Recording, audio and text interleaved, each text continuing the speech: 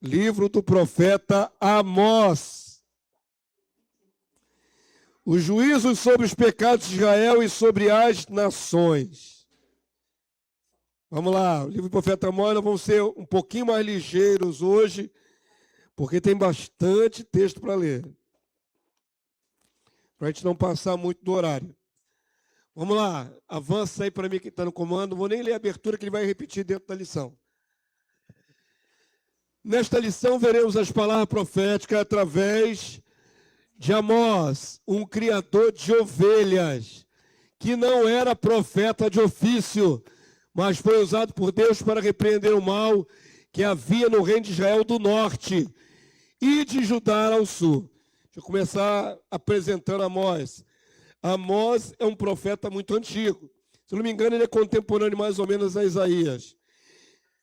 755 está sendo ali mais preciso. Antes de Cristo. Então, Amós é um profeta antigo e Israel já estava bastante desviado. Lembrando sempre que tinha o reino do norte e o reino do sul, amém? Amós não é do reino do norte, Amós é do sul. Mas o ministério dele foi mais para o reino do norte. Ok? E a palavra aqui mostra para a gente, né? Que ele não era um profeta de ofício. O que significa isso? Deus separava homens naquela ocasião em Israel que viviam o tempo todo aquele mover de profeta. A palavra chega a dizer que tinha escola de profeta, não é? Então tinha os homens separados que eram profetas. No caso de Amós, ele era criador de gado. Ele criador de ovino, né, de ovelha. E ainda assim Deus tirou ele do ofício dele. Alguns estudiosos acreditam que ele era até um grande criador. Ele não era alguém que tinha meia dúzia de ovelha, não. Ele tinha muitos empregados a serviço dele. Era um homem que estava ali envolvido com um ministério de ovelhas. E Deus tira ele do seu trabalho e leva ele para o norte para pregar contra os pecados de Israel e das outras nações. Então, basicamente, essa é a petição de Amós. Também vaticinou os decretos de Deus e Yahvé contra as nações gentias contemporâneas do tempo dele. Avança aí para mim. Juízo para entrar no mérito das profecias sobre essas nações. Está aqui só alistado, para depois, se você quiser ter curiosidade, porque são sentenças curtas. O pastor estudou, olhou uma por uma, são sentenças muito curtas, e são sentenças assim que não tem muitos detalhes. Falam um juízo sobre uma nação, falam um juízo sobre outra, mas assim sem muita relevância para nosso entendimento. Só listei aqui. Então, a primeira profecia é para Damasco, na Síria, Amós de 1, 3 a 5. Depois ele se volta contra os filisteus, Amós 1, 6 a 8. Sobre Tiro, Amós 1, 9 e 10. Sobre Edom, Amós 1, 11 e 12. Sobre Amon, os amonitas, Amós 1, 13 a 15. Então vai seguindo pequenas sentenças a respeito dessas nações. Sobre Moabe, sobre Judá. Então Amós também profetiza 2 versículos para o Reino do Sul. Ele não aprofunda o juízo sobre o Reino do Sul, porque Israel é o alvo de Amós. Todo mundo entendeu? Ele dá uma palavra assim para os filisteus rapidamente, ó, vocês vão ser atingidos, papapá. Fala um pouquinho sobre Edom, vocês vão ser atingidos, mas o ministério de Amós não é para essas nações. É especificamente para as 10 tribos do norte. Ele até fala aqui 2 versículos para o sul, mas vai concentrar-se no norte. Vamos lá. Os juízos dos povos foram dados em poucas palavras. Mas sobre o reino de Israel, na época, tendo por rei Jeroboão II, Jeroboão reinou de 793 a 743, então ficou 50 anos no trono. Foram decretos detalhados e descritivos. O foco de Deus era o seu povo. Ainda que falou dos povos em redor, O foco era tratar com o seu povo Israel. Avança para mim.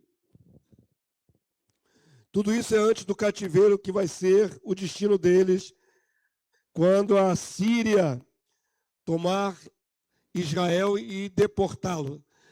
Vamos lá, Amós 2, 5 a 16. Vocês estão vendo aqui que eu editei. Tem poucos versículos, não tem a plenitude que está ali, mas vai ser o suficiente. Eu escolhi, dentro do texto maior, quais eram as partes mais enfáticas. Gostaria que a igreja lesse. Vamos aprender, irmãos, nessa manhã, um pouquinho mais. Vamos lá? Assim diz o Senhor: por 3 transgressões de Israel e por 4 não sustarei o castigo, porque os juízes vendem o justo por dinheiro e condenam o necessitado por causa de um par de sandálias. Qual é a primeira coisa que chama atenção nessa primeira parte da sentença? Juízes. Não é questão de dinheiro. São juízes corruptos. Lembra um pouco o nosso estado hoje, né? Vendem sentenças. Então, a ênfase do livro de Amós é muito justiça social. Vocês vão ver isso. Vai falar de idolatria, outros pecados, né? Mas a ênfase mesmo, havia grande injustiça social em Israel.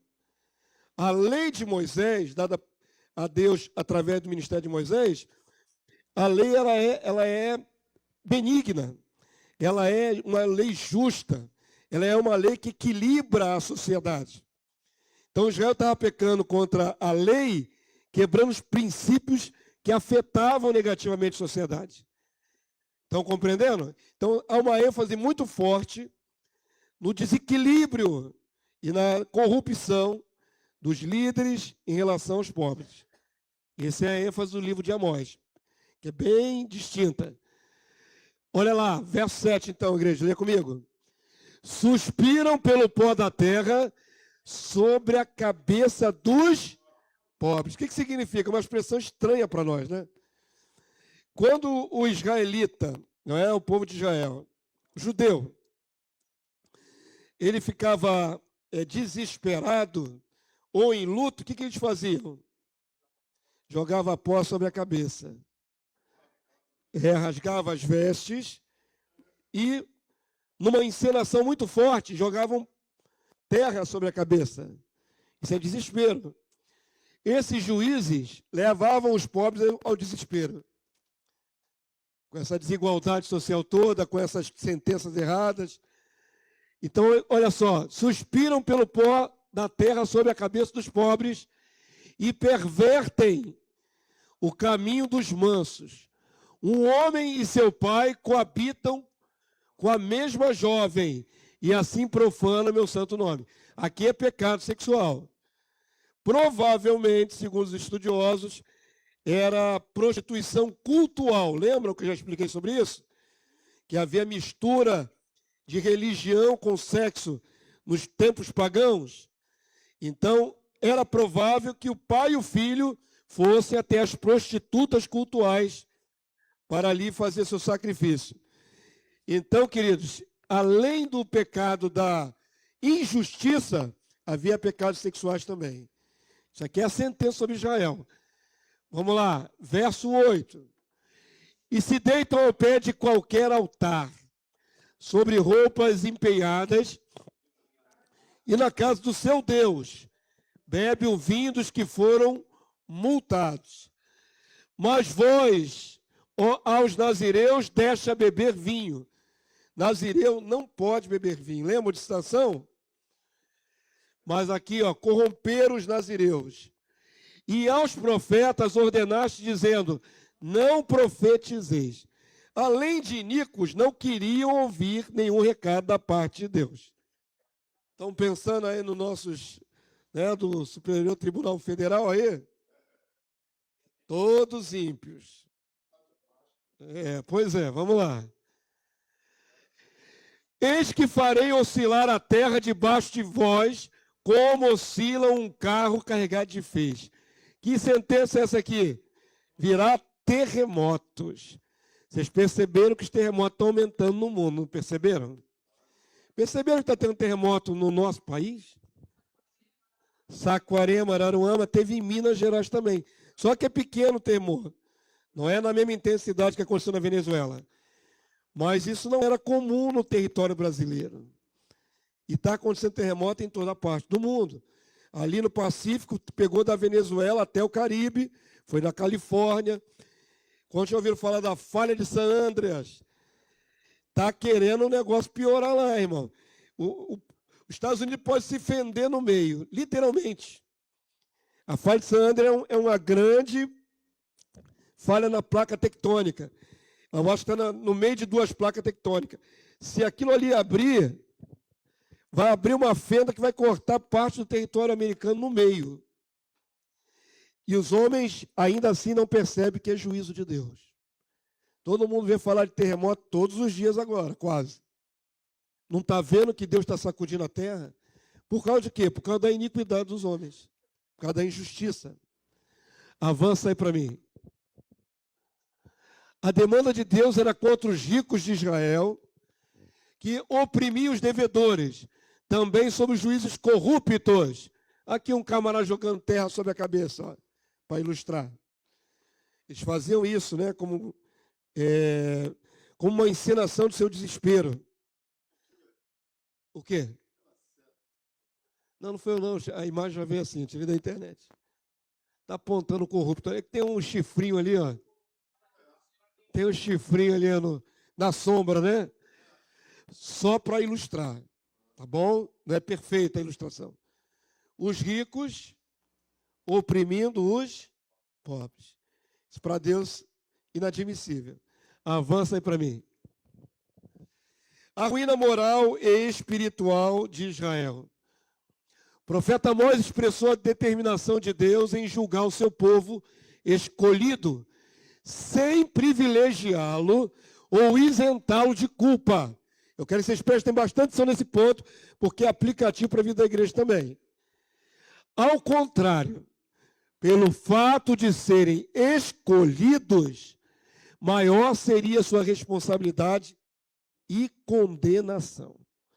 Então, Deus que nós servimos não muda. E eu quero bater nessa tecla até o final da lição, porque há uma impressão, não no coração de vocês todos, mas de modo geral na igreja, de que Deus trata diferente a igreja do que tratava o Israel do passado. O Israel do passado era também povo eleito, assim como a igreja é eleita hoje. A diferença mais marcante entre a igreja do século XXI, né, a igreja de Cristo, com o Israel do passado, é que o Israel do passado servia a Deus sem o Espírito Santo residente. E nós servimos a Deus com o Espírito Santo dentro de nós. Isso torna a nossa situação mais delicada do que a deles. Porque eles eram assim, de dura cerviz, mas não tinham a ajuda da graça, do poder, do Espírito Santo dentro deles. E nós temos essa graça, o que torna nossas impiedades mais indesculpáveis. Mas vamos tirar o paralelo aqui pelo passado. Naquela ocasião, o povo de Israel pecou, e pecou de maneira severa, de maneira profunda, em vários aspectos. E Deus, mesmo tendo escolhido Israel, não aliviou. Deus não é indulgente. Deus é misericordioso, isso é muito diferente. Misericordioso é diferente de indulgente. Deus não passa a mão por cima dos erros. Tem que haver o quê? O que é necessário mediante o erro humano? Justiça. Mas da parte dos homens, o que tem que haver para que Deus poupe? Arrependimento. Se não houver arrependimento, é juízo. Justiça e juízo são a base do trono de Deus. Se Deus não agir com justiça e juízo, ele está negando seus atributos como monarca do universo. E aí não vai fazer diferença entre o que serve a Deus e o que não serve. o que é escolhido e o que não é escolhido. Se Deus privilegiar só os escolhidos, está sendo injusto. Então vamos lá. Vamos aprender isso devagarinho. Falei que a lição hoje ela é forte. No paralelo com Israel, aprendemos muita coisa. Vamos ler Amós 3:1, irmãos. Vamos lá? Ouvi a palavra que o Senhor fala contra vós outros, filhos de Israel, contra toda a família que ele fez subir da terra do Egito, dizendo: de todas as famílias da terra, somente a vós outros vos escolhi. Então Deus está lançando em rosto que eles eram um povo escolhido. Portanto, eu vos punirei por todas as vossas iniquidades, pelo fato de vocês terem sido escolhidos em detrimento a todos os outros povos. Em especial, você é meu. Então, por causa disso, no seu erro, tem que punir. Vamos lá, lê aqui comigo, ó. Andarão dois juntos, se não houver entre eles acordo, porque Israel não sabe fazer o que é reto. Isso é uma acusação muito forte. Diz o Senhor. E entesoura nos seus castelos a violência e a devastação. Israel não sabe fazer o que é reto, o que é justo. Como pode, né? O povo que Deus escolheu. Avança para mim. Haviam terríveis injustiças sociais na sociedade de Israel, ao ponto de Deus referir-se às mulheres como vacas de Bazã. Esse é pesado, né? Vacas de Bazã foi direcionado para as mulheres dos ricos de Israel. Bazã é um lugar. Bazã é um lugar. Neste lugar era destacado gado. Gado era bem tenro, bem gordo. E aí Deus compara as mulheres ricas de Israel com as vacas de Bazã. Pesado, né? Tem coisa mais pesada na Bíblia, mas isso aí é uma comparação pejorativa. Pegou pesado Deus aqui. Amós 4:1. Vamos lá, igreja? Leia para você entender. Só estou ouvindo a voz da Joaíra. A igreja toda lê, vamos lá? Ouvi esta palavra, vacas de Bazã, que estás no monte de Samaria. Oprimis os pobres, esmagai os necessitados, e dizeis a vosso marido: dá cá e bebamos. Querem viver na opulência, querem viver nas farras, nas festas, mas isso à custa dos pobres e necessitados.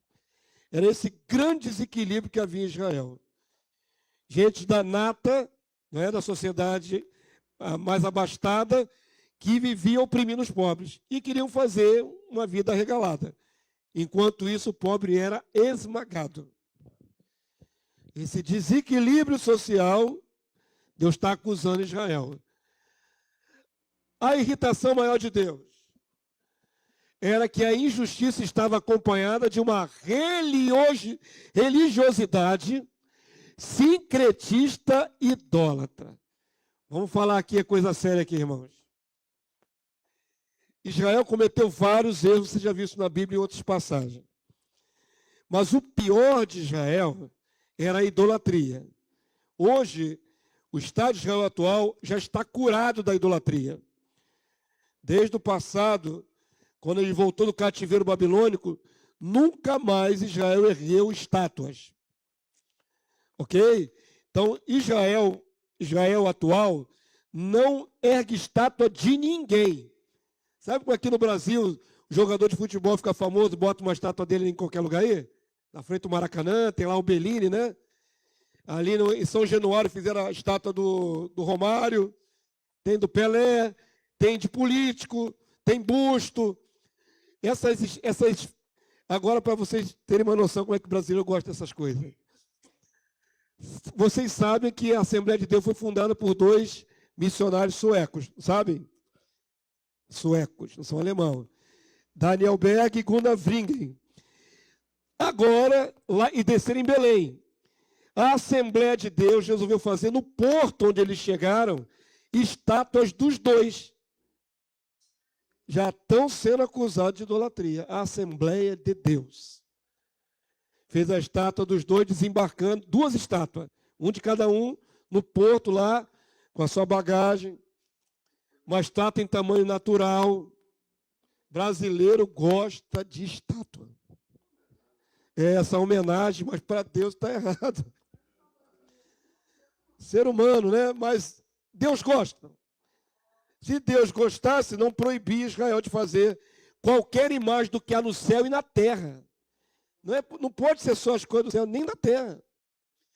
E aí o que aconteceu? No período que nós estamos vendo aqui, 700 anos antes de Cristo, ou mais um pouquinho, Israel não só idolatrava, como idolatrava falsos deuses. Imagina o que era para Deus suportar o ciúme de ter o seu povo escolhido adorando outros deuses. Não era uma representação do próprio Deus Yahvé. Era outras divindades. Vocês lembram, por exemplo, que quando saíram do Egito, né, e foram ali para o Sinai, o que eles fizeram ali através das mãos de Arão? Um bezerro de ouro. E Deus não mandou matar aquela galera toda que estava envolvida nisso? Deus odeia representações de estátua para adoração, porque isso é desvio. Toda estátua por trás dela tem demônio. Toda imagem de idolatria tem demônio. É os demônios que se aproveitam disso para receber alguma honra. Então Deus odeia essas representações demoníacas. Abomina. Sabe o que fez quando Israel se dividiu em 2 grupos? Reino do Sul e Reino do Norte? Jeroboão mandou construir o quê em Samaria? Um bezerro de ouro. Não aprendeu nada com o passado. Como não podiam mais, ele não queria mais que as 10 tribos fossem a Jerusalém, porque era outro reino, era o Reino do Sul, e eles tinham se dividido. Jeroboão providenciou criar um bezerro em Samaria e outro em Betel. Não só tinha um bezerro de ouro, não tinha 2 bezerros de ouro. Para o povo adorar a Deus e Yahvé através do bezerro de ouro. E aí eu entro na aplicação para a igreja atual. A igreja atual também não tem seus bezerros de ouro. Não tem igreja que adora através de objetos, irmãos? Não tem?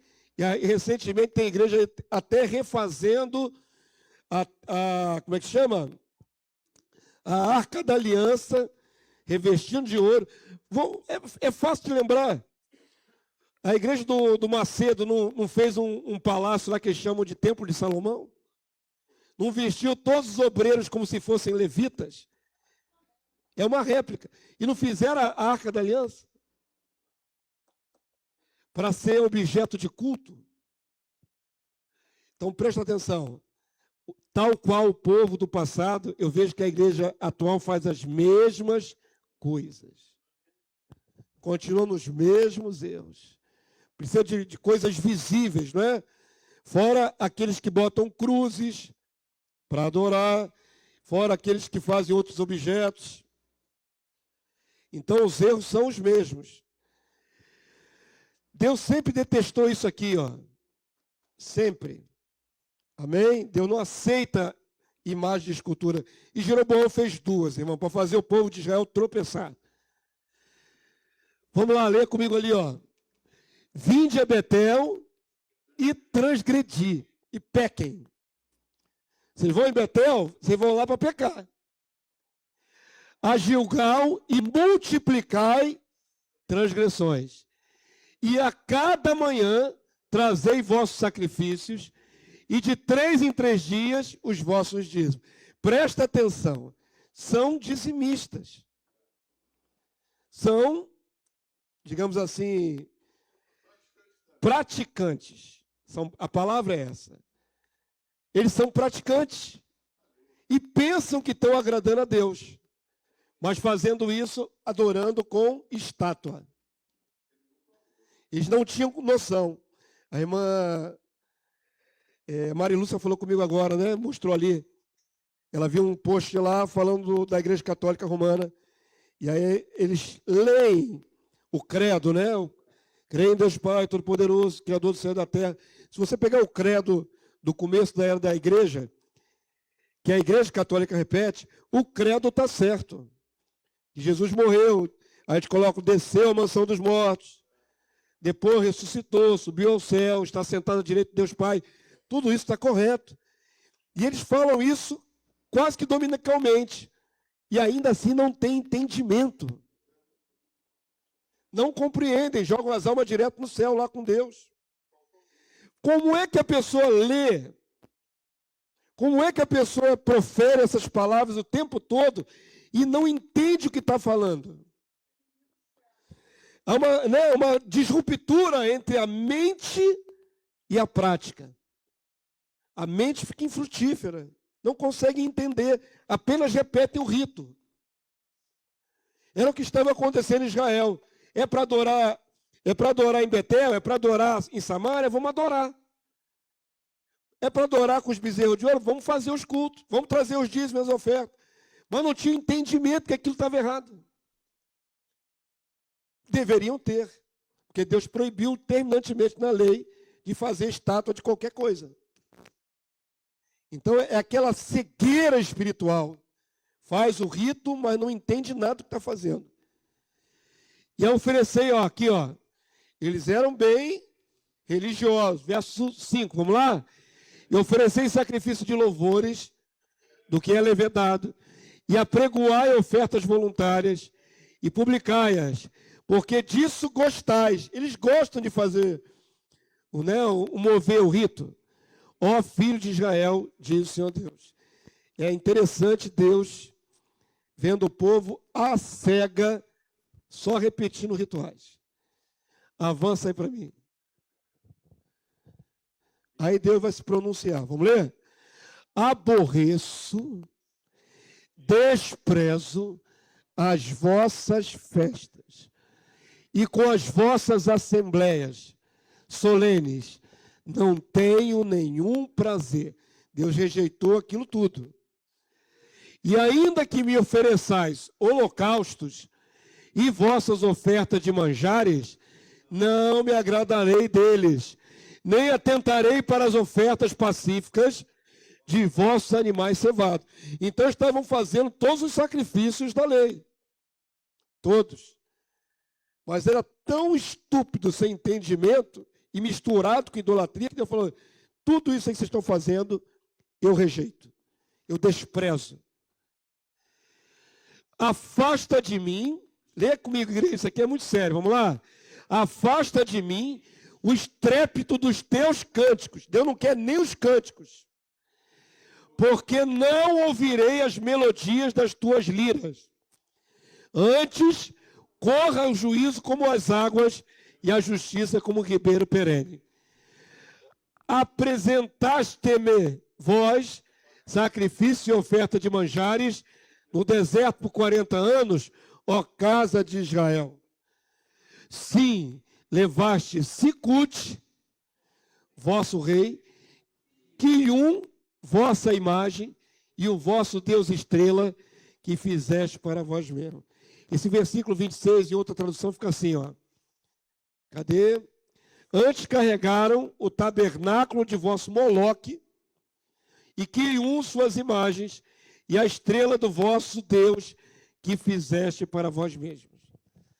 Ou seja, o povo não conseguia ver que a sua religião era misturada com o paganismo.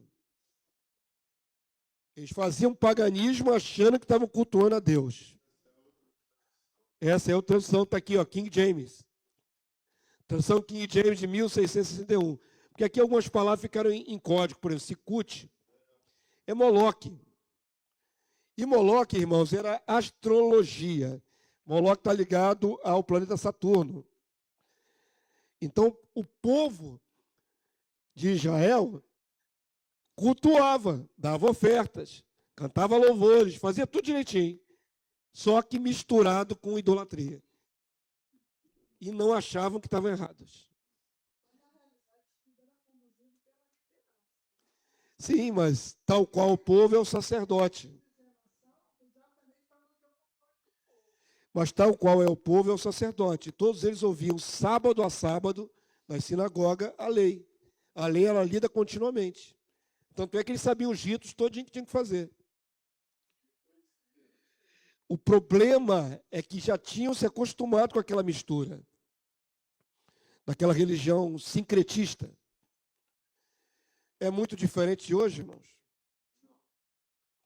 Eu vejo vídeos na internet que me deixam de queixo caído.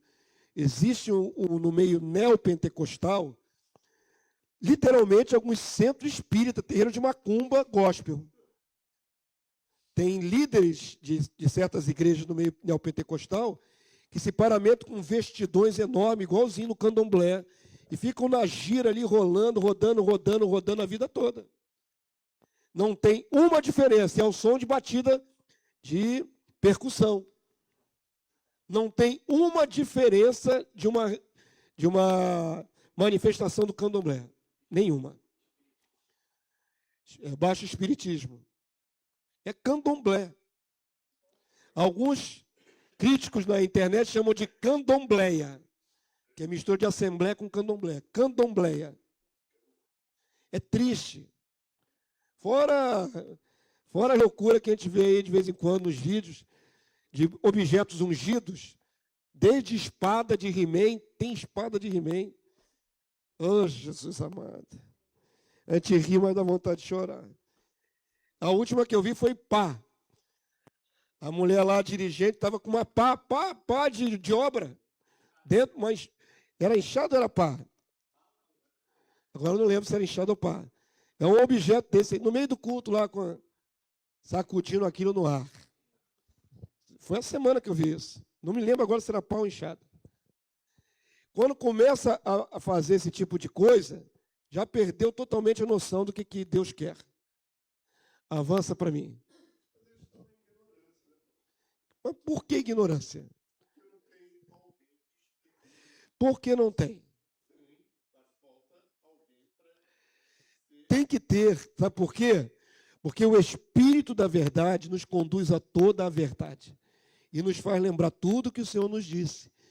Então não é desculpável por ignorância.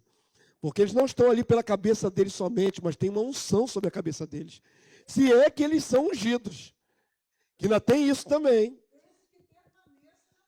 Se é que nasceram de novo.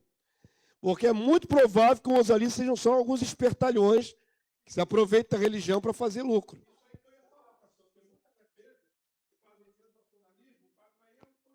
Exatamente. É questionável se eles têm entendimento ou não pelo Espírito. Se o Espírito de Deus falar aqueles corações. Porque senão, meu irmão, a gente está vendo aí uma multidão de gente enganada, lobos, né? Lobos vorazes devorando a lã das ovelhas. É, meus irmãos. É triste.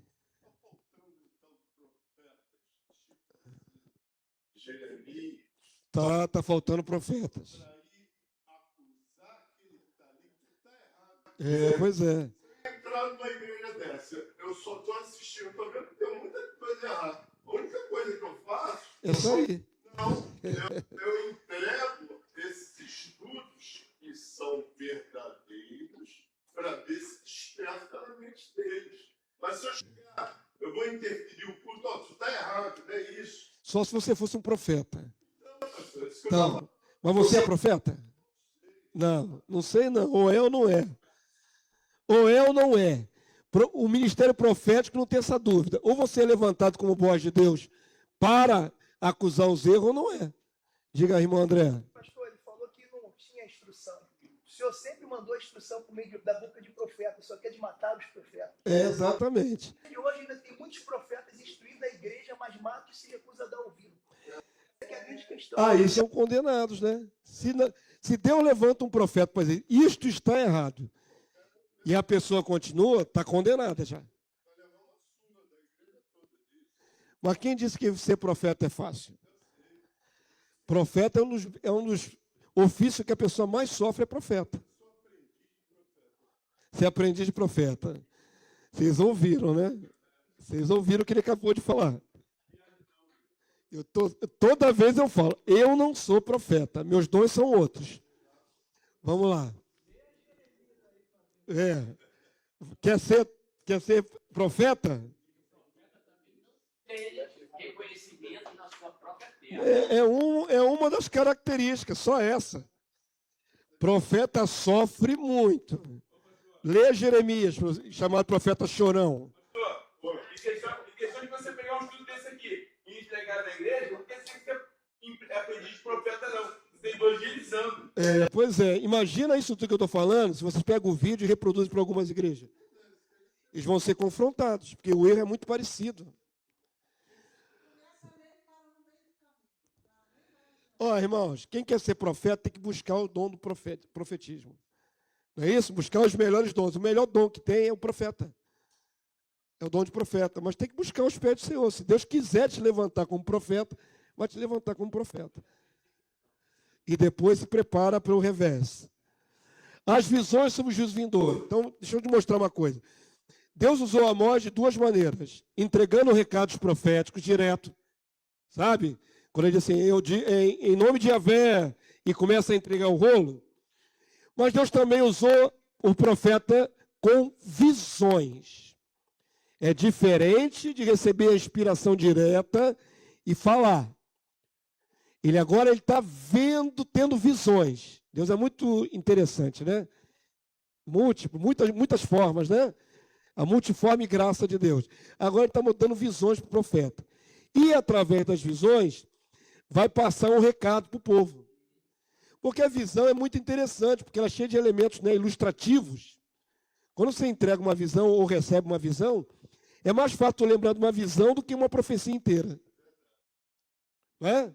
Se alguém te entregar uma visão, você entende. Por causa dos elementos ilustrados na visão, você guarda. Cria uma imagem na mente. Quando é só palavra, é mais fácil a gente esquecer. Parte da mensagem, ela inteira, é mais difícil de guardar.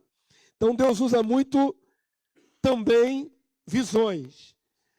Depois de ser usado pelo Espírito profético com sentenças pronunciadas, o profeta Amós passa a entregar as visões dadas pelo Senhor. Essas visões anteciparam as assolações. Lembre-se, Deus está tendo que exercer juízo sobre o seu povo. Ele agora começa a ilustrar através das visões aquilo que vai acontecer. Aqui não há mais lugar para impedir o juízo. O que dá para fazer aqui nesse período é alertar os piedosos. Porque no meio desses ímpios todos, tem sempre alguém que está com o coração quebrantado e piedoso. Os piedosos vão escapar pelo seu arrependimento. Mas, de modo geral, está todo mundo corrompido. Todo mundo iludido. Estão entendendo? Então, Deus vai começar agora a entregar as visões. Vamos lá. Amós 7:1 até o verso 6. Isto me fez ver o Senhor, Deus.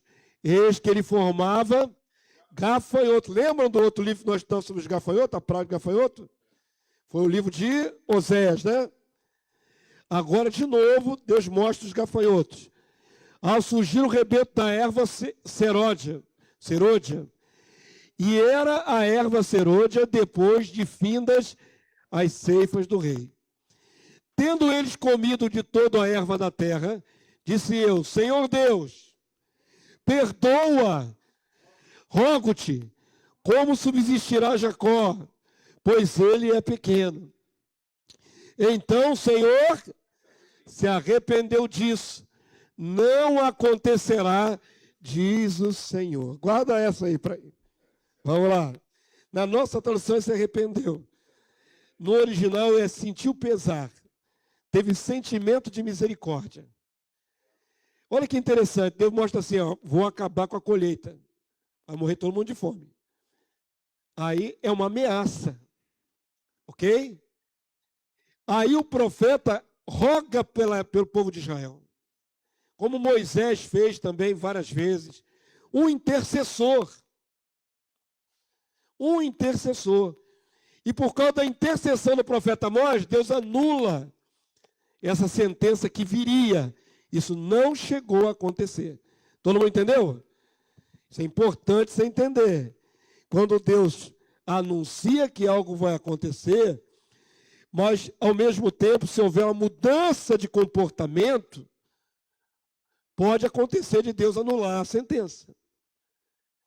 Quem lembra de alguma passagem que tenha acontecido isso? Jonas ia morrer e Deus reverteu. Rei Ezequias recebeu a sentença: arruma a tua casa aí que você vai morrer. E ele virou o rosto para o lado, orou e Deus anulou aquela sentença e deu mais 15 anos para ele. Então, às vezes Deus pode mostrar alguma coisa que ele vai executar e pode até voltar atrás por misericórdia se houver arrependimento. Amém? Nesse caso aqui foi só por causa da intercessão do profeta. Verso 4, igreja.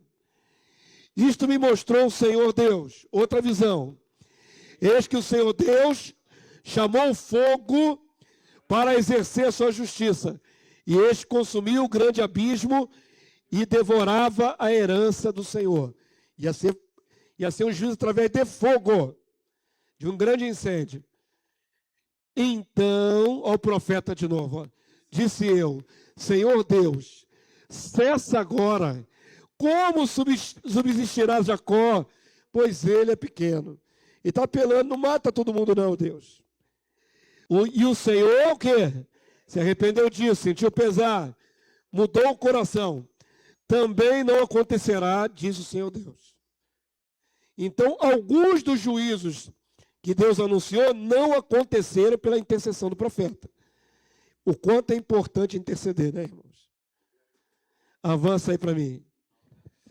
A oração de um justo, né? E o meu povo que se chama pelo meu nome, se humilhar e orar e se arrepender dos seus pecados.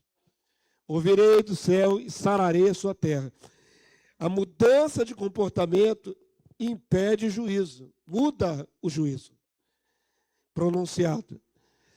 Essas duas primeiras modalidades de juízo, pela intercessão do profeta, foram canceladas por Deus. Tem alguns exemplos aí. Na visão seguinte, do prumo sobre o muro, ideia de averiguação da retidão, o Senhor medirá a Israel e suas práticas idólatras. Lembram que aqui essa igreja começou com um prumo na mão do pastor? Quem estava na fundação da igreja, no primeiro culto, lá naquele espaço que hoje é das crianças, eu improvisei um prumo. Lembram? Peguei um cadeado pesado, amarrei numa cordinha e fiquei segurando assim diante de você. Eu tenho essa foto até hoje lá em casa. Para que serve o prumo? No mundo físico, no mundo natural, para que serve um prumo? Ele é para ver se a parede está reta. Não é? Você ergue uma parede de tijolos e aquele prumo ele tem que passar ali, ó, perpendicular, né?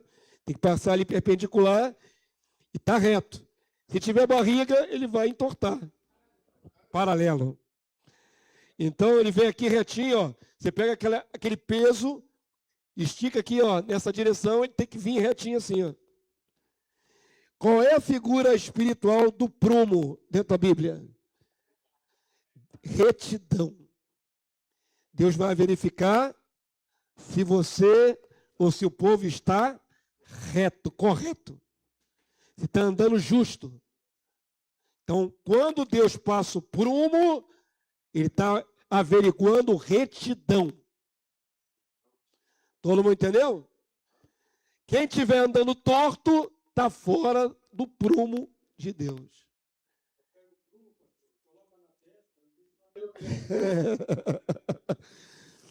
Não é tão literal assim, né? Botar o prumo na testa vai até o pé.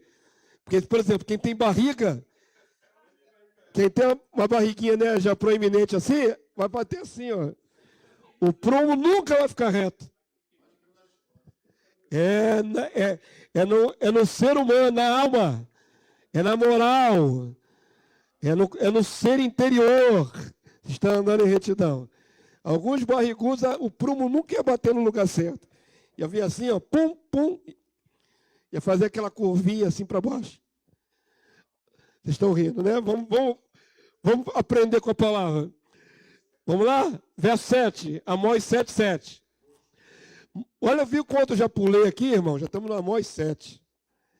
Não tinha como fazer a lição com todos os detalhes. Vamos lá?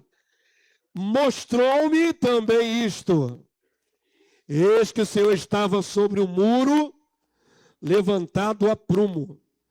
E tinha um prumo na mão. O próprio Deus segurando o prumo. O Senhor me disse: que vês tu, Amós? Respondi: um prumo.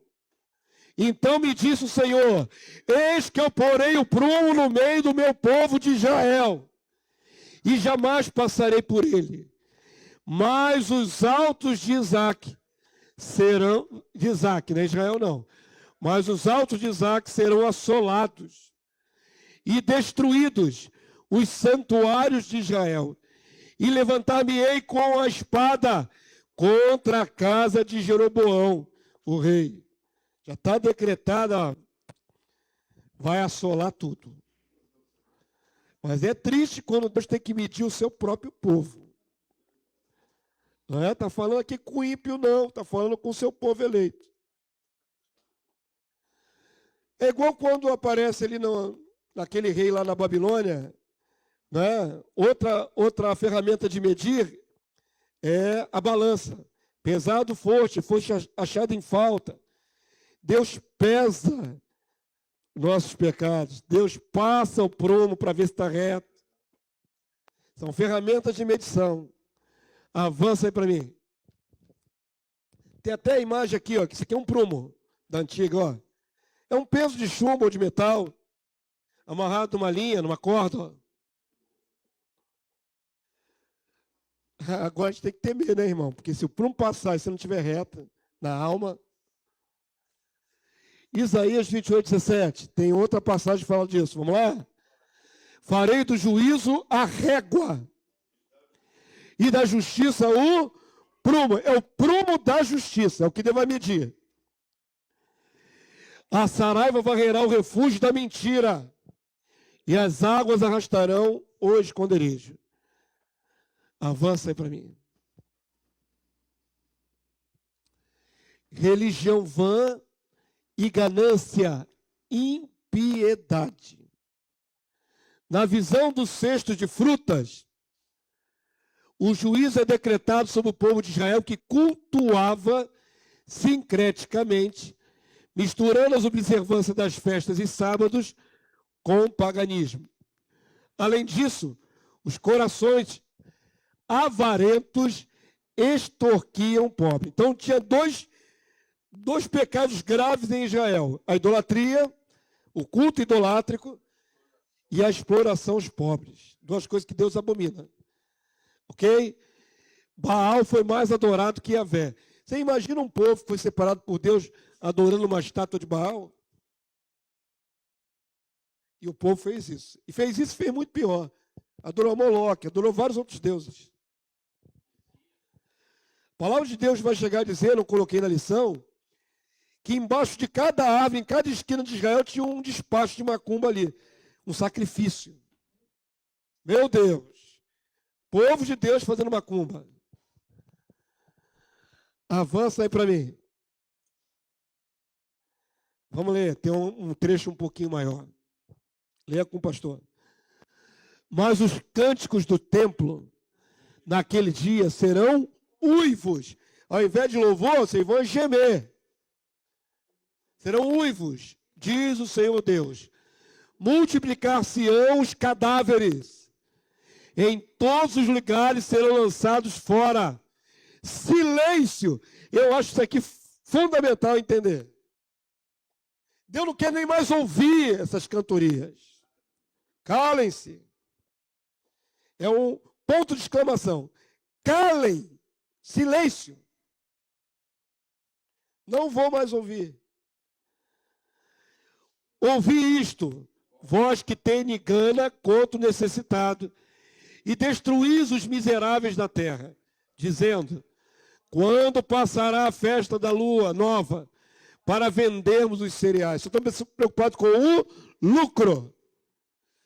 E o sábado, para abrirmos os celeiros de trigo, diminuindo o efa e aumentando o ciclo. Menos produto, preço mais caro. Exatamente isso está sendo dito ali. Majorar o preço. Tem alguma semelhança hoje, irmãos? O que mudou da humanidade para... Veja bem, o que mudou? Eu vejo ali muitos líderes gananciosos, né? Líderes gananciosos que fazem do povo negócio. E ali, meus irmãos, inventam coisas ungidas, rosas ungidas, não sei o que mais ungido, e é caro. E é caro. Estava conversando na minha viagem lá para Fortaleza com um varão de Deus, lá um homem de Deus, e falando sobre o período. Vou citar o nome, tá? Porque é público, tem na internet. Não estou quebrando ética. Eu sou muito ético para falar das pessoas. Somente daquelas que não estão presentes. Mas é para a instrução da igreja. O Silas Malafaia, pastor Silas Malafaia, na década de 90, quando ainda tinha o bigodão preto, lembra do Silas de bigode? Aquele era outro Silas.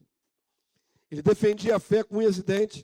E há vídeos na internet criticando a teologia da prosperidade que vinha lá dos Estados Unidos. Há vídeos que ele dizia que isso era mentira, que isso era ganância. Muito bem. Da década de 2000 para cá, ele tirou o bigodão preto, que era parecia duas asas de corvo, assim, né? Grosso, aquele bigodão grosso. E não foi só isso que mudou, não foi só a aparência. Ele abraçou a teologia da prosperidade. Chamou lá dos Estados Unidos Kenneth Hagin, aquele Murdoch. Chamou Miles Monroe. Miles Monroe pregava o reino na terra, mas também fazia teologia da prosperidade. Chamou Mike Murdoch, chamou Morris Cerullo, e esses caras começaram a vender a fé aqui nos programas do Silas Malafaia. Ao ponto de, naquela época, vocês podem procurar na internet, não estou mentindo nem aumentando, começaram a fazer campanha para vender uma Bíblia que custava, na época, 900 e poucos reais. Hoje é caro uma Bíblia de R$1.000. Que Bíblia é essa de R$1.000, irmãos?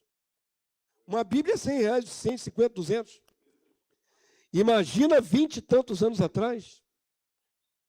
Aí trouxe esses profetas da prosperidade todinha no programa dele e passou a vender Bíblia de 900 e poucos reais.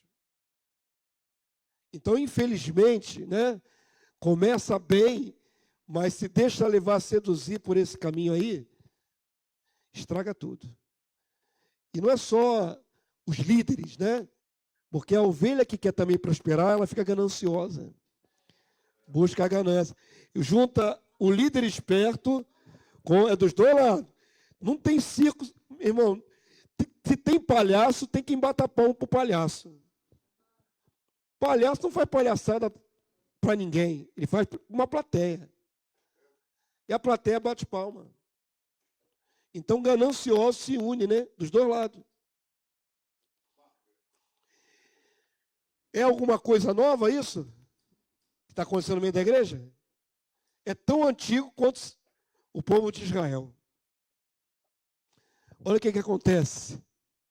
Ficam esperando as festas, as reuniões, os sábados, porque querem vender, porque querem ganhar lucro.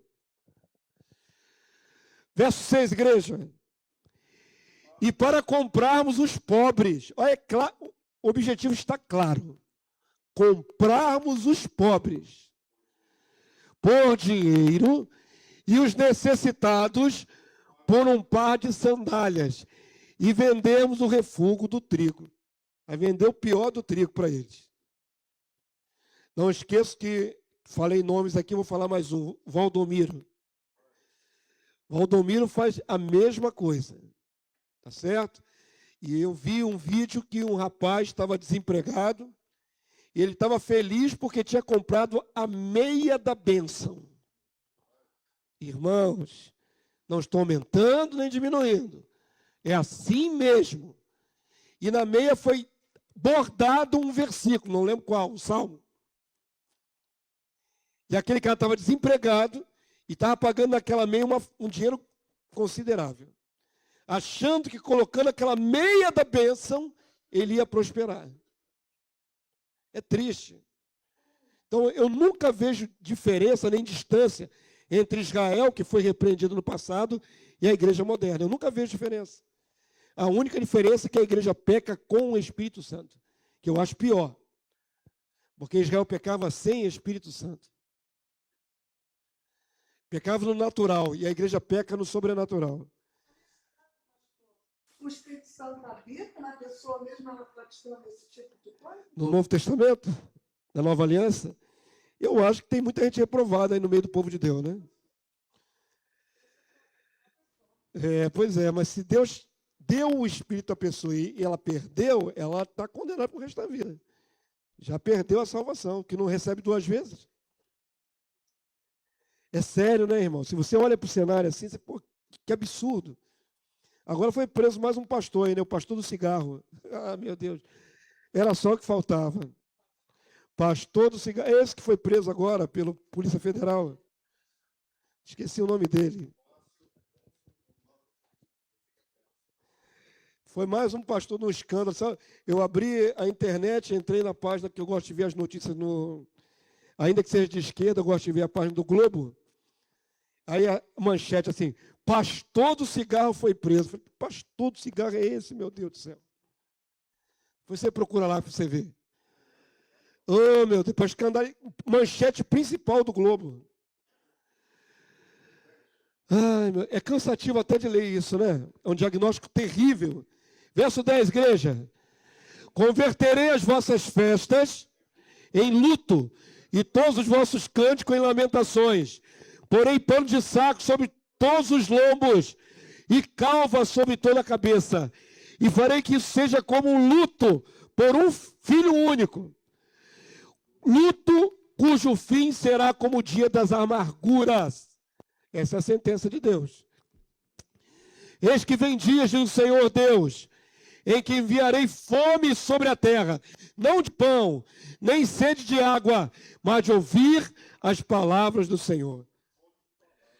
Andarão de mar a mar e de norte até o oriente, correrão por toda parte, procurando a palavra do Senhor e não a acharão, porque estarão desterrados. Eles vão ser expulsos da terra, vão lá para o país do território inimigo e lá não ouvirão a palavra de Deus. Vão sentir até saudade do tempo que ouviam. Essa é a sentença de Deus, povo de Israel do norte. 13, né? Naquele dia, as virgens formosas e os jovens desmaiarão de sede. Os que agora juram pelo ídolo de Samaria, o bezerro de Samaria, e dizem, como é certo viver o teu Deus, Odã, e como é certo viver o teu culto de Berseba, esses mesmos cairão e não se levantarão jamais. Aqui é condenação a nível de condenação eterna. Não tem mais jeito. Para alguns desse povo aqui, não tem mais jeito. Vão ressuscitar lá no juízo final, no trono branco, para receber sentença e lago de fogo e enxofre. Avança aí para mim. Querem comentar alguma coisa? É forte. Eu falei que era forte. Está bem claro para todo mundo? O modus operandi de Deus. Agora uma pergunta, irmãos, antes de entrar no mérito aqui. Deus muda? Deus Yahvé muda? Deus Criador, Todo-Poderoso Deus muda? Não. Deus não muda. Os homens mudam o tempo todo, né? Toda hora. O Deus que não muda, lidando com homens que mudam, ele vai aliviar uma geração ou outra porque mudou o pensamento? Não tem como. Isso que eu quero que vocês guardem no coração, inclusive meus jovens, viu? A palavra de Deus manda a gente temer a Deus, mesmo dando na graça, mesmo debaixo do sangue do Cordeiro, mesmo estando selado com o Espírito Santo. Nós temos que temer a Deus, irmão. Temer não é ter medo. Temer é reverente. É aquele respeito reverente. E o medo, sim, de perder a conexão com Deus. Porque é possível cair da graça. Vocês sabem que é possível cair da graça. Vocês conhecem pessoas que estão fora da graça. Vocês conhecem pessoas que estiveram na fé e hoje estão no mundo, fazendo coisas que desagradam a Deus. condenadas. Então é muito importante entender. O nosso Deus não muda. Ele não muda as regras para se adaptar à sociedade. É a sociedade que deve se adaptar a ele, ao preceito, à palavra de Deus. Então, o povo vai se desviando, né? Hoje, por exemplo, vamos ter esse negócio aí do jogo. Causou uma polêmica incrível na internet. Desde domingo passado, quando anunciou, foi domingo? Foi. Que anunciou que o jogo seria no domingo, na hora de culto da maioria das igrejas, já começou o burburinho. Porque a maioria dos pastores teve que tomar uma posição. Alguns se adaptaram. Venha para a igreja, você cultua e torce.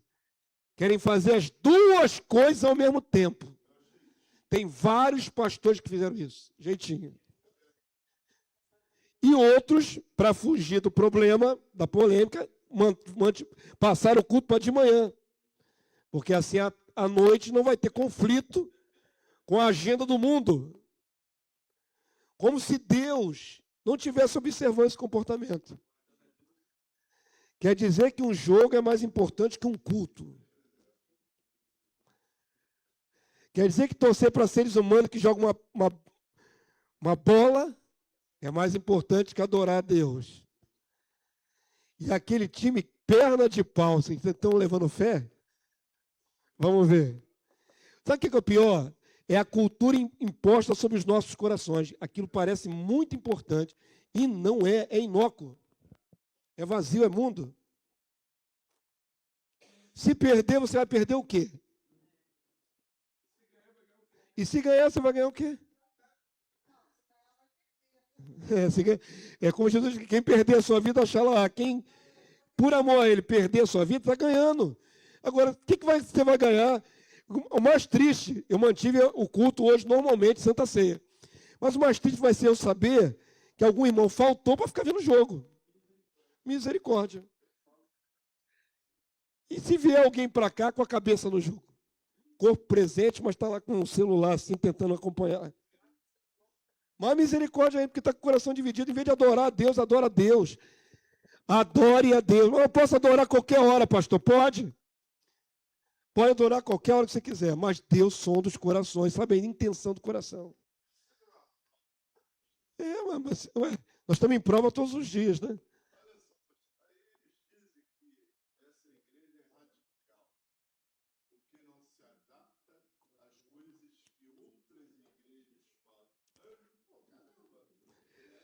Radical é a palavra. Sabe o que é radical? O Deus que não muda. Isso é radical. Deve trazer temor ao nosso coração. Jogo não é nada.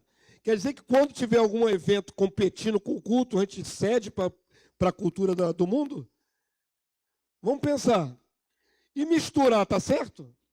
Os pastores abrindo seus espaços para dizer, vem torcer e cultuar.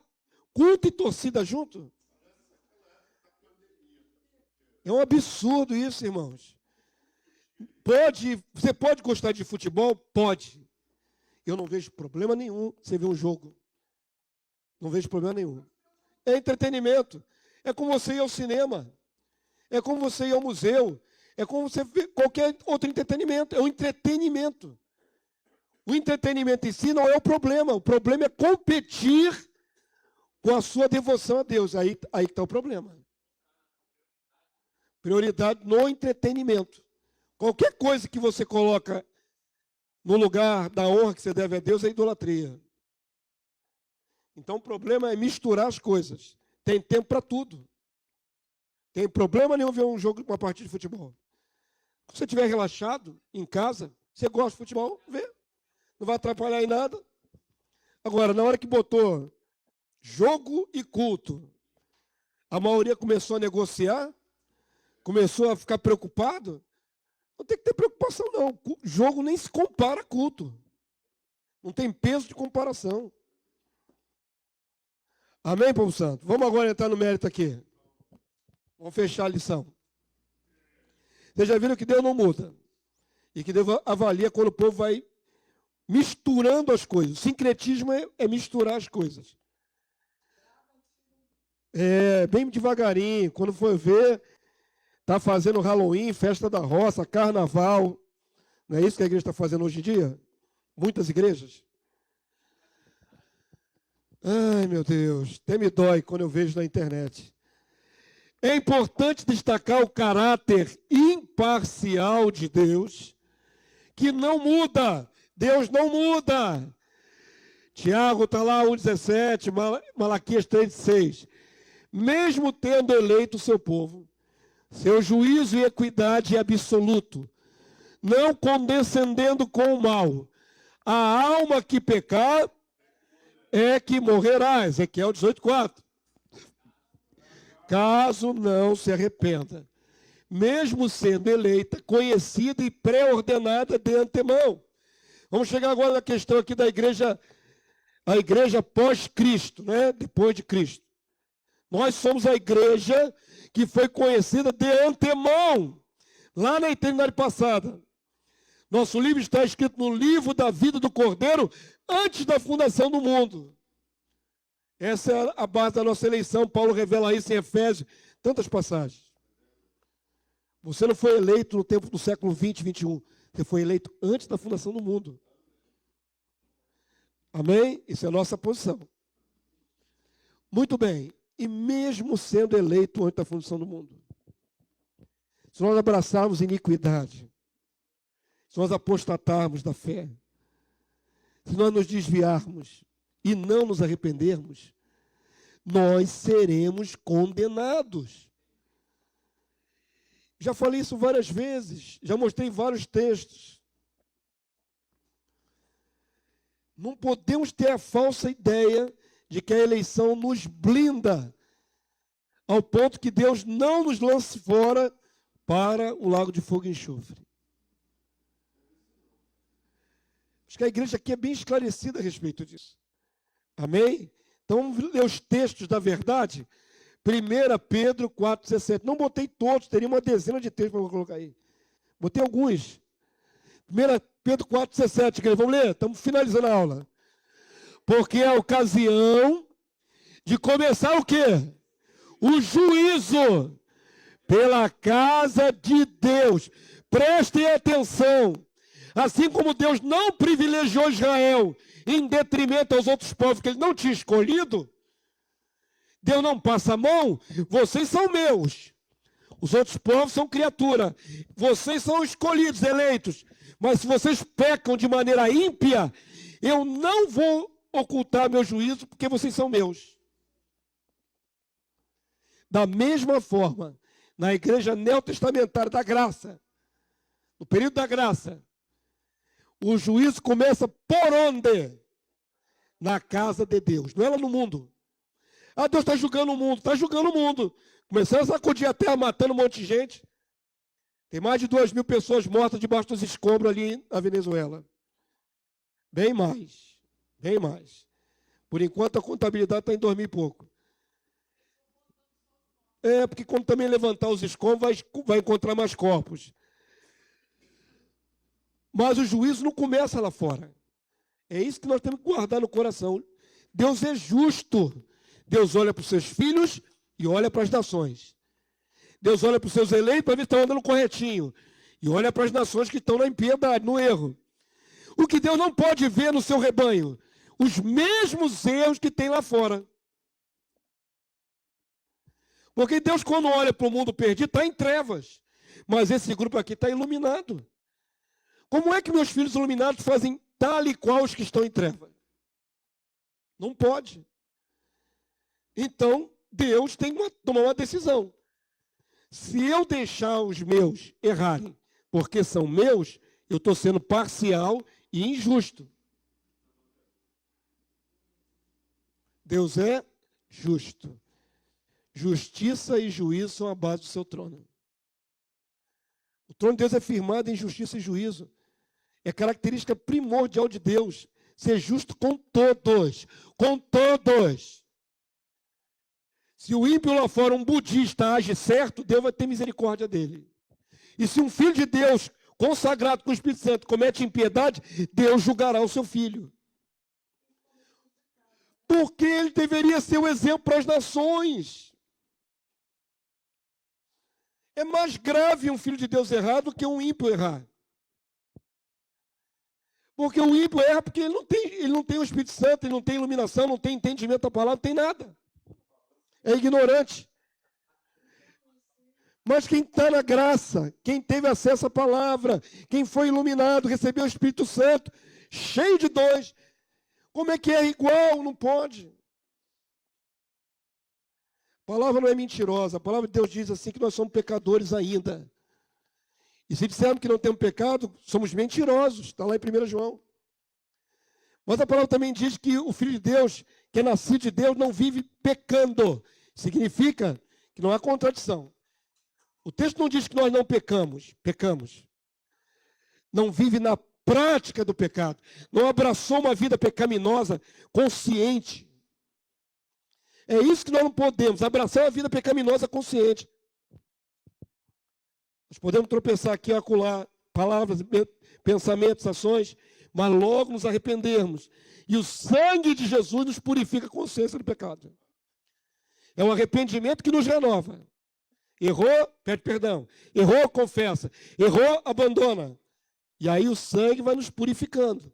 E permanecemos santos na graça. Mas se não se arrepender, estava lá em Fortaleza. E aí, passando os vídeos lá, vi o vídeo da Flor de Lis. Vocês já viram como é que está a Flor de Lis hoje? Ela está presa, mas mais do que isso, ela sofreu um AVC na cadeia. Ela está pele e osso.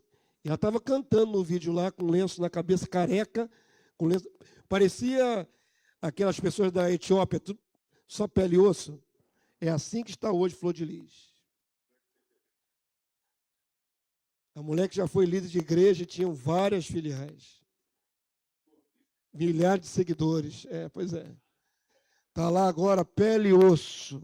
Um cadáver ambulante. Porque com Deus não se brinca. Abraçou a iniquidade. Escolheu o caminho errado. Viveu na prática da iniquidade. As acusações chegam a dizer que daqueles filhos que ela tinha por adoção, tinha filhos naturais de adoção, ela tinha relações sexuais com seus filhos. Ela era mãe dessas pessoas. Mesmo sendo adotada. Tirou da rua, era para ser considerado seu filho. E ela tinha relações com eles. Então não adianta, querido. Errou, Deus não passa a mão por cima. Amém? Escolheu errar. Isso é muito importante. Errar é um acidente. Mas escolher uma vida de pecado é uma escolha. Não é só errar. Errar você pode se arrepender e parar. Viver na iniquidade é uma escolha. Hebreus capítulo 10, verso 30, igreja, para a gente fechar. Ora, nós conhecemos aquele que diz: a mim pertence a vingança, eu retribuirei. E outra vez, o Senhor julgará o seu povo. Horrível coisa é cair nas mãos do Deus vivo. A advertência não para o mundo, a advertência é para o seu povo. Horrenda coisa é cair na mão do Deus vivo. Não adianta querer melhorar a imagem de Deus. Não, Deus é amor, Deus é misericórdia. Deus é juízo, é justiça. Ele não pode ser desequilibrado. Se ele fosse só amor, ele passava a mão por cima dos nossos erros. Ele tem que ser justo. É um prato da balança, amor. O outro prato da balança, justiça. Justiça e juízo. Misericórdia e amor. Paulo diz: observai, vede a severidade e a bondade de Deus. As duas coisas.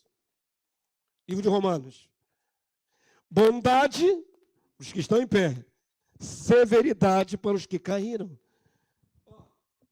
O equilíbrio, a balança. Bondade, severidade.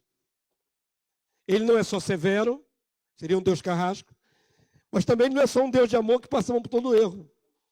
Seria um Deus indulgente. Amém, queridos? Os dois textos falam que começa pela casa de Deus e que o Senhor julgará o seu povo. Não está falando de julgar a humanidade, não, julgar a igreja. E vai ter gente que no dia lá, o nome dele não vai estar mais escrito no livro da vida do Cordeiro. E se riscou o nome, lago de fogo e enxofre. Avança aí para mim. Ufa! Nós lemos o livro de Amós em súmula, né? Bem sintéticozinho, mas termina com alento, para ninguém sair daqui oprimido, sobrecarregado. A palavra de Deus é muito séria. Vamos ver o que Deus trouxe de alento para os piedosos, no meio dessa impiedade toda? A visão alentadora sobre o reino. Novamente, em meio ao justo juízo, anunciado àquela geração do povo de Israel, tão terrível e desesperançosa, o próprio Deus revela um futuro de plenitude de graça e felicidade na era vindoura do reino milenar. Aqui entramos na consolação do futuro, o reino profético, né? Amós, reino messiânico. Amós 9, de 11 a 15. Vamos ler, igreja, para alegrar os que perseveram. Vamos lá? Naquele dia, levantarei o tabernáculo caído de Davi, repararei as suas brechas, e levantando as suas ruínas, restaurá-lo-ei como fora nos dias da antiguidade. O tabernáculo de Davi é a família de Davi, a dinastia de Davi. O Senhor vai levantar. Quem é que veio aí da família de Davi? Jesus. E vai ser monarquia restaurada, porque nesse tempo já está tudo caído. Hoje não tem mais monarquia em Israel, mas o Senhor vai restaurar. Verso 12, igreja. Para que possuam o restante de Edom, dominado naquela área lá. E todas as nações são chamadas pelo meu nome. Diz o Senhor que faz essas coisas. Eis que vem dias, diz o Senhor, em que o que lavra segue logo ao que ceifa, e o que pisa as uvas ao que lança sementes. Os montes destilarão mosto, suco de uva, e todos os outeiros se derreterão. A ideia de uma alta produtividade de alimento. Isso aqui é reino milenar. A dinastia de Davi restaurada, a maldição da terra retirada, e há uma superprodutividade. Mal planta, já está colhendo. Vamos lá. Mudarei a sorte do meu povo de Israel. Promessa para Israel aí, ó. Edificarão as cidades assoladas, e nelas habitarão. Plantarão vinhas e beberão seu vinho. Farão pomares e lhe comerão fruto. Tempo de bonança. Plantá-los-ei na sua terra. E dessa terra que lhes dei, já não serão arrancados, diz o Senhor teu Deus, quando Israel gozará o período no reino milenar. Finalizando, igreja. Ei, Jesus, o que caiu aí? Vamos lá. A aliança de Davi é reafirmada quando a tenda caída, a casa ou dinastia, for restaurada na vinda do rei Messias, seu descendente. No reino milenar de Jesus, como rei de toda a terra, haverá abundância de alimentos devido à remoção da maldição da terra. Lembrem-se, quando Adão caiu em pecado, Deus sentenciou: maldita é a terra por tua causa. Vai produzir espinhos e abrolhos. No reino milenar, essa sentença sobre a terra vai ser removida. E a terra será extremamente benigna. E vai produzir fruto abundante. Sem agrotóxico, sem nada. Nós não sabemos como é a qualidade do alimento que vai ter no milênio. O que colhemos hoje ainda é debaixo de uma terra, debaixo de maldição. Olha que o Brasil é recordista de grãos, de produtividade agrícola. Mas ainda não é e não se compara com a produtividade agrícola e a qualidade dos alimentos do reino milenar. Comparação com o início do dilúvio, que não existia, porque as pessoas viviam 100, 200.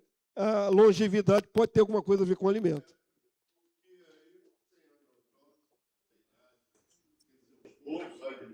as crianças de 100 anos. Vai trazer mais saúde, né? Imagina, queridos, quando a sentença sobre a terra, sobre o agro, sobre a pecuária for tirada, o alimento vai ser outro, de outra qualidade.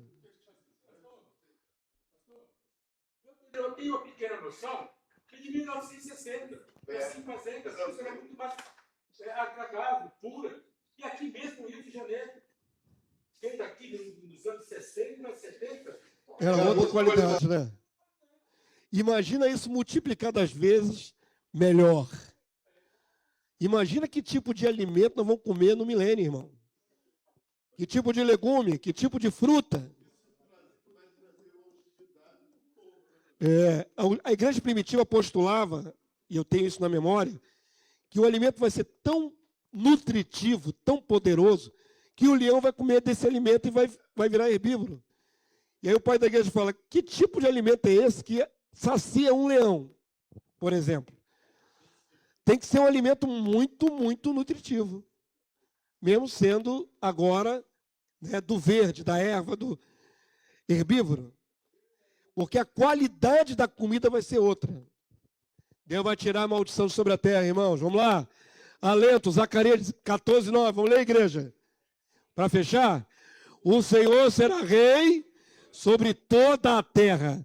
Naquele dia, um só será o Senhor, e um só será o seu nome.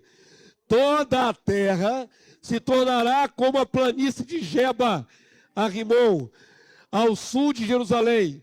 Esta será exaltada e habitada no seu lugar. Habitarão nela e já não haverá maldição. A maldição vai ser tirada de sobre a terra. E Jerusalém habitará segura. Amém, povo santo? Avança aí o último slide. Tem mais um? Acabou. Deixa aí que ficou bacana agora o finalzinho. Vamos ficar de pé e terminamos a lição de hoje, igreja. Está gravado. O entendimento do que você recebeu está gravado. Os paralelos entre Israel do passado e a igreja estão gravados. O pastor de vocês deu até alguns nomes dos bois nessa manhã. Está gravado, está online. Irmãos, não só devemos denunciar o erro, como vigiar em nossas vidas, né? Começa em nós.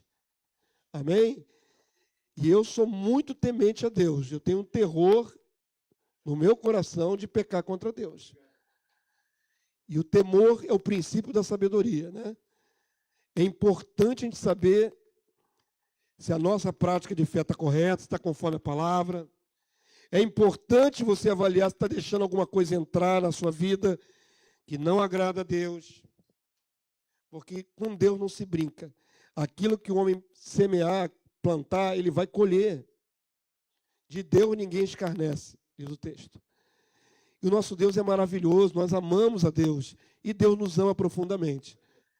Mas Deus jamais será indulgente com o erro, jamais. Amém? Se você quiser adaptar na sua mente um Deus que passa a mão no erro, você está criando um Deus para si, que não é o Deus da Bíblia. O que havemos de encarar é o Deus da Bíblia. Esse nós vamos encarar. Todos nós, indiscutivelmente, inapelavelmente, a palavra de Deus diz que todos havemos de comparecer no tribunal de Cristo. Amém? E em vida, nós estamos na presença de Deus o tempo todo. Então tem que trazer aquele temor no coração para ir afastando tudo que é mal da nossa vida. Em nome de Jesus. Amém? Isso é profilaxia para o nosso ser. Ele era chamado, então, o profeta da justiça social. Você não viu na lição? Porque ele denunciou mais os erros sociais. A opressão dos ricos sobre os pobres. Para isso. Porque era a característica de Israel naquela ocasião, né? Era pastor de ovelhas. Antes das lições, que houve uma consideração que eu achei importante. Ele foi levantado para falar com os líderes. Ele apontou o dedo para juízes. Ele apontou o dedo para a nobreza, para os ricos. E as mulheres chamadas de vacas de Baçã Eram as mulheres dos ricos, opulentas, enquanto o pobre estava sendo espoliado. Então, esse tipo de injustiça social, Deus não aceita. É tão pecado como o pecado da idolatria. Vamos terminar, varão. Depois a gente conversa. Você não está com pressa. E os outros que estão em pé aqui? Você tira tudo por você, está sentadinho, está todo mundo em pé. Olha a tua diferença. Você quer que fique conversando aqui mais quantos minutos? Falando em relação A lição já acabou. Estou voltando, irmão. Está todo mundo em pé, tá vendo aqui, ó? Depois a gente conversa, mano. Vou ficar em pé. Pelo amor de Deus. Vai embora. Depois fica 2, 3 aulas sem vir, hein? Vamos lá, vamos pedir a Deus graça. Senhor, muito obrigado por essa manhã na tua presença. A tua palavra é fiel e verdadeira. E ela é comparada a uma espada de 2 gumes, que vai na divisão da alma e do espírito. Nós te louvamos pela tua palavra, Senhor, porque ela nos ensina com clareza aquilo que te agrada e aquilo que o Senhor detesta. Aquilo que faz com que sejamos aprovados e aquilo que leva à reprovação e à perdição eterna. Senhor, em nome de Jesus eu clamo, seja sempre o temor do Senhor nos nossos corações. O medo de errar contra ti, o medo de nos afastarmos, Senhor, do centro da tua vontade. Porque no centro da tua vontade está a vida, e longe dela não há vida. Há juízo, há julgamento, há condenação. Senhor, em nome de Jesus eu clamo que nós possamos não só termos esse temor no coração, mas também alardear os nossos irmãos, Senhor. Ajudá-los a enxergar a tua vontade, para que ninguém se desvie para o mal. Ajuda-nos, Senhor, a termos compreensão e também ajudarmos nossos irmãos. Eu clamo em nome de Jesus, que a tua palavra que nos lapida, que nos aperfeiçoa, que tira as nossas arestas, ela possa também nos conduzir à perfeição em Cristo Jesus. Um povo mais separado, um povo mais justo, um povo mais santo, um povo que adora com entendimento. Senhor, faz-nos ser assim, Senhor. Em nome de Jesus, tudo que Israel viveu é para nosso aprendizado, é para a nossa advertência. Então clamamos em nome de Jesus, não se aparte de nós o entendimento da tua palavra. Leva-nos a vivê-la, Senhor, para a glória do teu nome, para a nossa vitória. Abençoa o teu povo, os de perto, os de longe, a tua igreja aqui no Rio de Janeiro, no Brasil e no mundo, a igreja perseguida, Senhor. A tua casa seja casa santa, em nome de Jesus. Leva-nos em paz e viver esse dia meditando no que ouvimos e possamos voltar logo mais adorando o teu nome. Seja assim em nome do Salvador bendito, nosso intercessor. Em nome de Jesus. Amém e amém. Glórias a Deus, glórias a Jesus.